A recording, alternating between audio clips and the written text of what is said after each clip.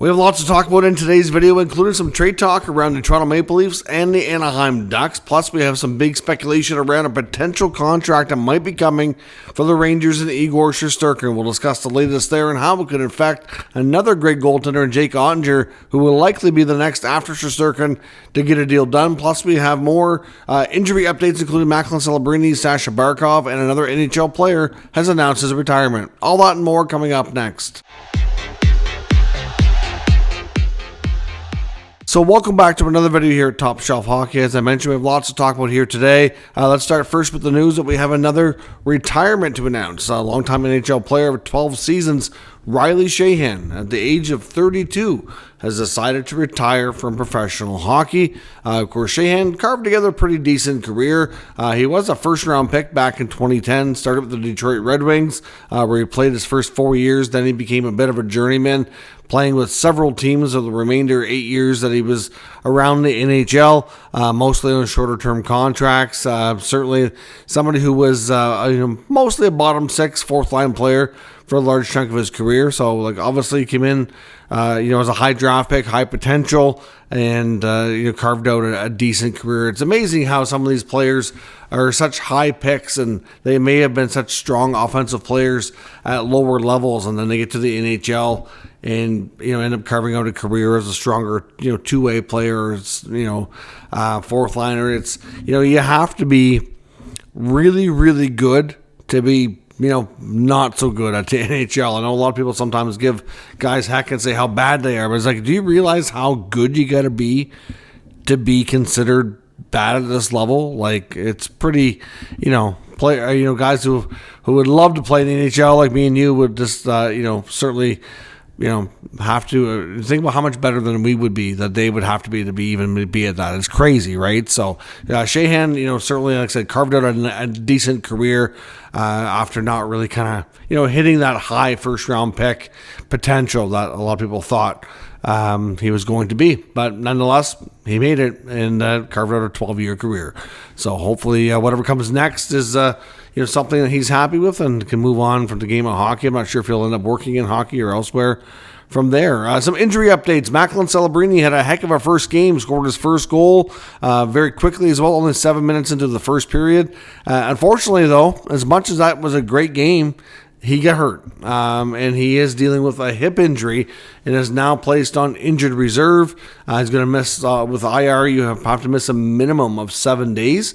It could be more than that by the sounds of things. I know Elliot Friedman talked about it on the first of the season, the headline segment on Hockey Night in Canada tonight, and it sounds like it could be a couple of weeks. So that's certainly not good news for the first overall pick in last year's draft. Celebrini had an electric, phenomenal start. I know he scored a nice goal himself, set up Tyler Toffoli, and then now he's out. So unfortunately, we're not going to get to see Celebrini against Bedard, which is not far off on the schedule. He will unfortunately be unavailable for that game. Another update on Panthers captain Sasha Barkov. Barkov, of course, at the end of the Senators game on Thursday night, ended up getting injured. We had originally heard about week to week, but now, according to head coach Paul Maurice, it's looking about 2 to 3 weeks. So week to week is still kind of somewhat appropriate here, I guess. But, minimum 2, probably closer to 3 weeks before he returns. They kind of dodged a bullet there with no, real structural damage. It's just a sprain. So that's good news for him. I know for the Panthers, Matthew Tkachuk was also out for tonight as well because of an illness. There seems to be some good flu bugs already going around the NHL teams. I know John Tavares for the Leafs was also out tonight due to illness too. The Vancouver Canucks defenseman Tyler Myers sounds like he's going to be out again. I think it's not as bad as they originally feared. It sounds like he's more like a day-to-day type of scenario as well. So lots of injuries are starting to pile up. I know we saw Matt Roy tonight with Washington leave the game. I don't know if he's going to be out for any length of time. We don't have any updates just yet, but another name to watch here going forward. Now with the New York Rangers, we've got some conflicting reports, and we're going to go with the one from Elliot Friedman as most likely being the most accurate here. But there was reports on social media on X earlier tonight or actually this afternoon, that Igor Shesterkin and the New York Rangers were closing in on an extension likely going to be announced in the next couple of days. And I guess we'll see here. Time will tell. In this account, the 2 Months podcast, they've been accurate. They typically seem to have good sources with the Oilers, so I'm not sure who they're connected with here to get inside scoop on the Rangers. But so they're saying that they're closing in on an 8-year deal, around $100 million, so $12.5 million over 8 years.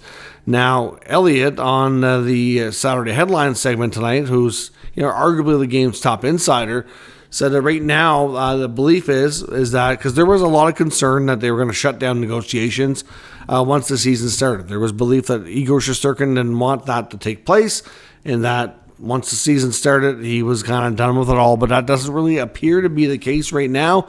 I mean, the season started. They appear to still be talking.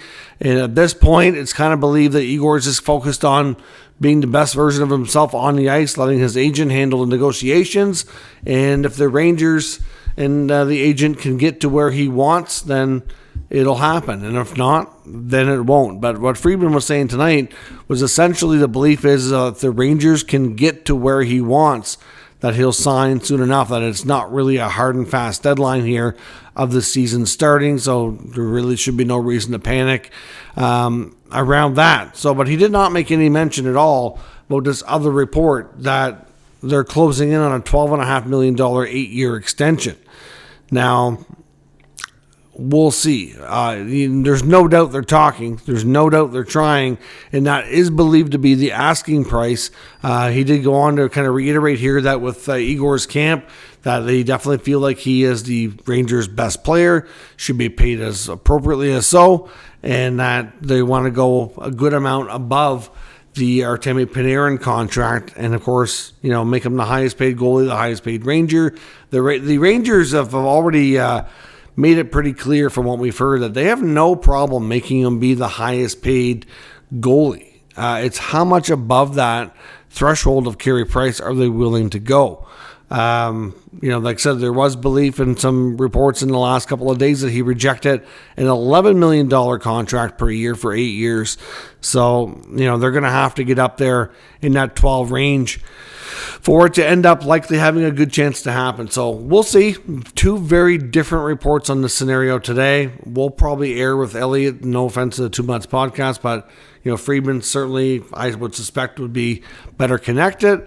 But if anything emerges here in the next day or two over this long weekend in Canada, then I would suspect that maybe they'll be more accurate, and we'll have to give them their prompts here. But time will tell. Now, one goaltender that's watching that scenario, of course, and as well as the other ones that we've seen lately, like Swayman and Ullmark, is Jake Ottinger. Now, Jake Ottinger, after Shesterkin, likely going to be the next goaltender signing a fairly big ticket deal. Now, of course, we don't know what his contract demands are. We don't really know how much and how deep of a negotiation or conversations they've had so far. I think there's belief that they've had some conversations, but I don't know how far they've gotten with things here just yet. But Ottinger, probably more likely to be closer to Swayman and Ullmark than Shesterkin, but he's kind of watching all this, sitting back and enjoying the fact that the goalie contracts have been going up. And if he can have a strong season again and, have some good playoff success, then he's going to have himself a very strong case to become, in that upper echelon group of goalies here as well. So we'll see what happens with Jake Ottinger, but certainly going to be interesting to watch there as well. A couple of articles I want to take a look at, and one article and then some more info from Friedman here on headlines. But the Orange County, it's called the Orange County Register article that I was looking at earlier, discussing some of the Ducks rumors. They go on to talk about the fact that they do kind of expect the possibility of a Trevor Zegras trade this year, referencing the fact that he's, in the second year of a 3-year deal, $575 million. The fact that they got a lot of youth that can already play center.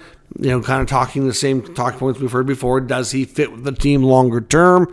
Is this a scenario where they can move him for some other pieces that might be more in line with the vision of the general manager, Pat Verbeek? Obviously, we know how they want to play. They want to be fast, skilled, and big in size.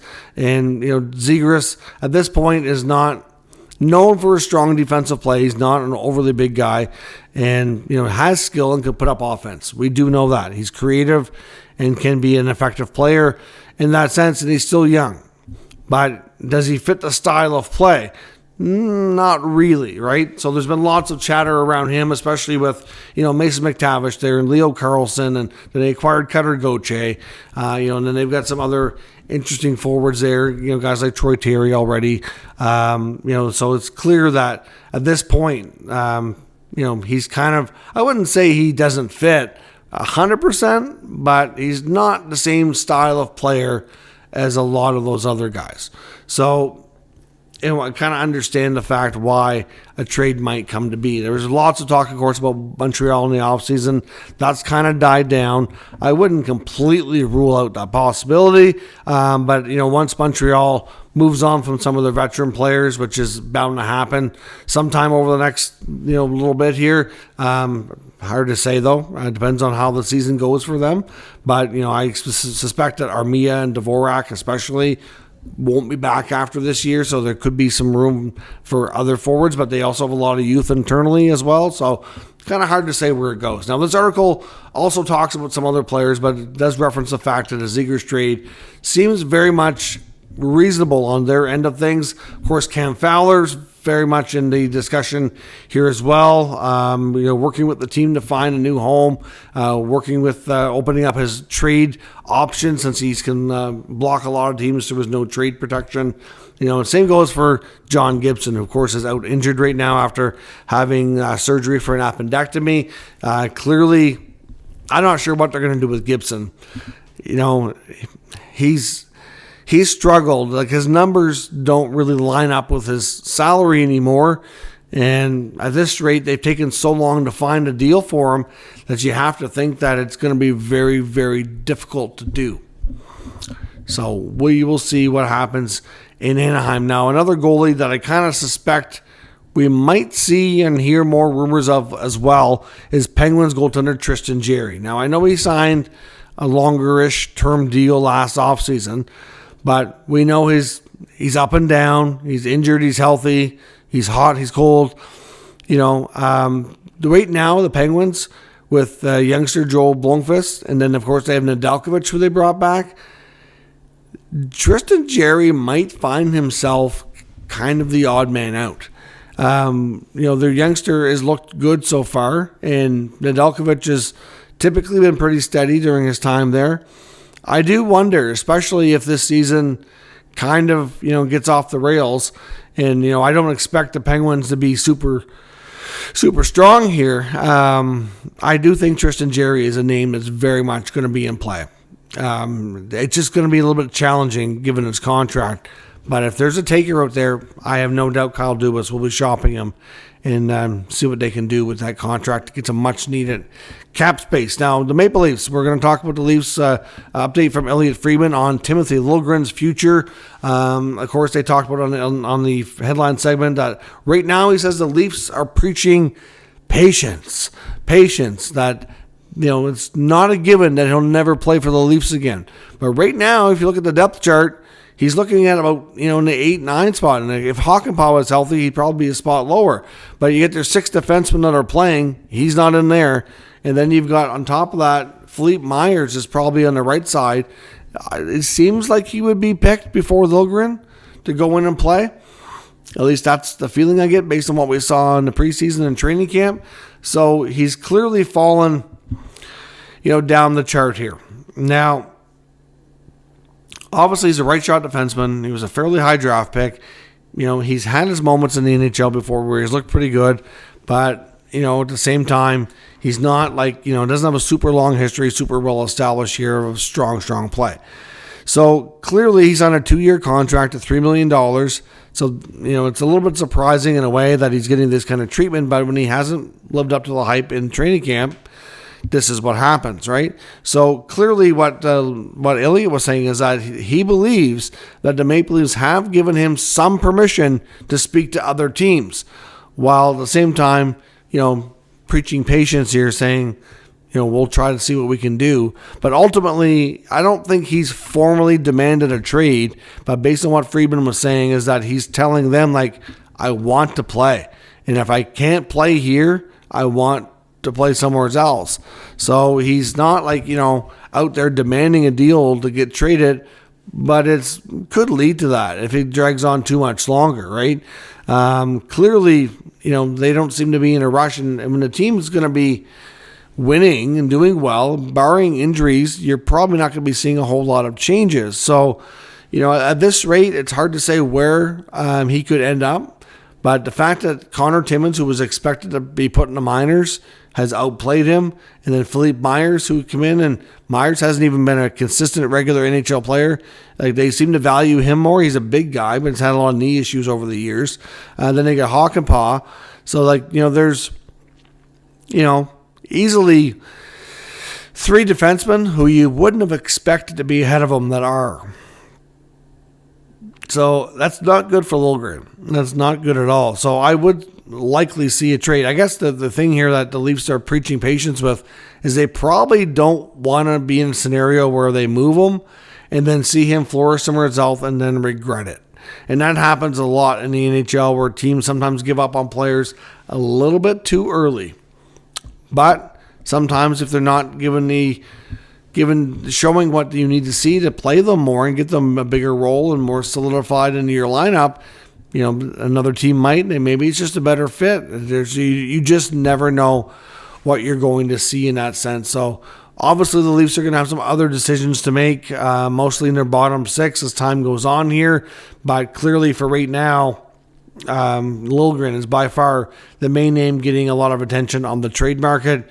And I wouldn't say a trade is imminent, but the fact that he and his agent have some permission to, kind of talk to some other teams should kind of accelerate things here a little bit. But you never know.